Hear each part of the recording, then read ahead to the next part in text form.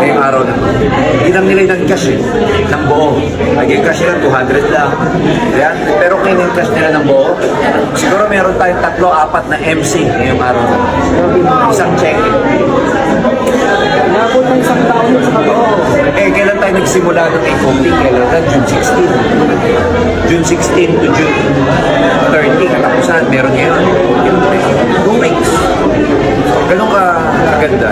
Kaya ano lang, direct and everything. Ang dami pa natin ilalabas. Isipin nyo na lang, pag dumating ang product sa second week, third week. Next month o 2 months from now, nag-usap kami yung Jaylin. Ulitin natin yung Decagon. Malaking event ulit sa labas. Kasi hindi magkasya dito eh. Susunod na. Huwag kayo mag-alala, yung kabilang kwarto, 618 hanggang CR. Kinuha na natin yan.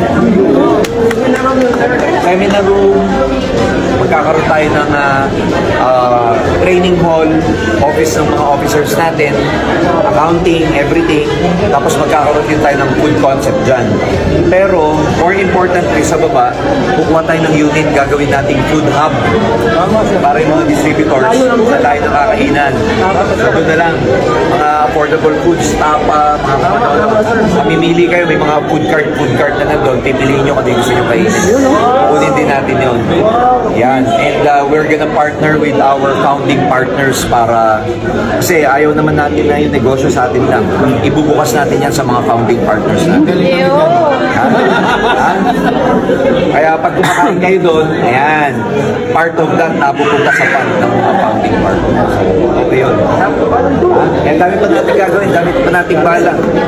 2 months, may surprise kami. Tandaan yung mabuti yung sulok ngayon. Yung ang partner mo sa pag-asenso, magiging ano yan eh, magiging manifestation look.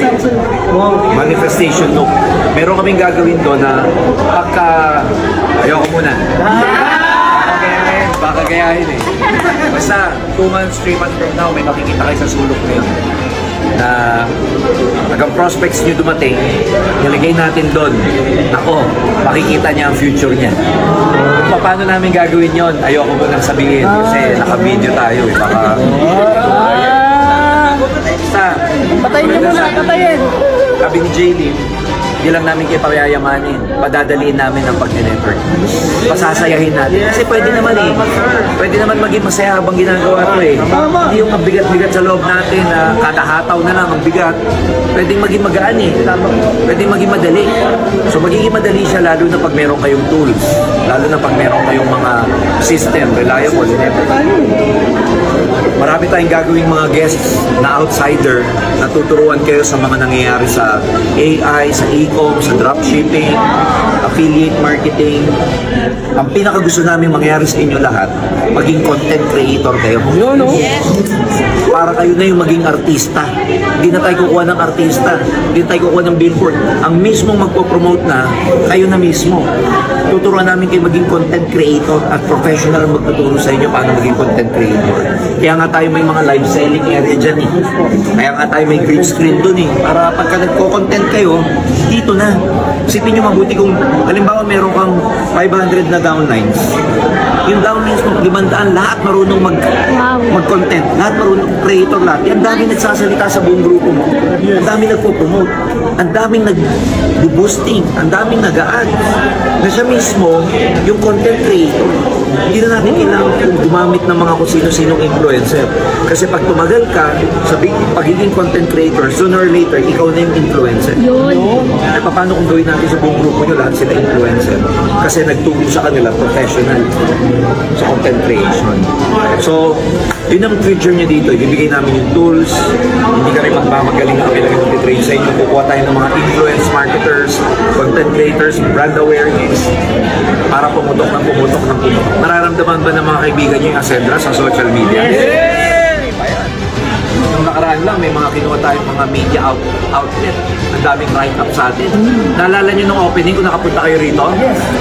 May mga nag-interview sa amin doon. I-write up kasi tayo sa print at saka sa social media. Lalabas tayo sa dyaryo. Saka lalabas din tayo sa yung mga news outlets sa Facebook, sa Instagram. So, Padadali namin yung pag-negosyo. Pahihingayin ng company ng Ascendra para marami mag-inquire sa inyo ng how para pag nakapag-connect, meron kayong conversion. Okay ba? Yes! Turbo! Turbo! Turbo! Grabe! O, ano na? Alam mo yun,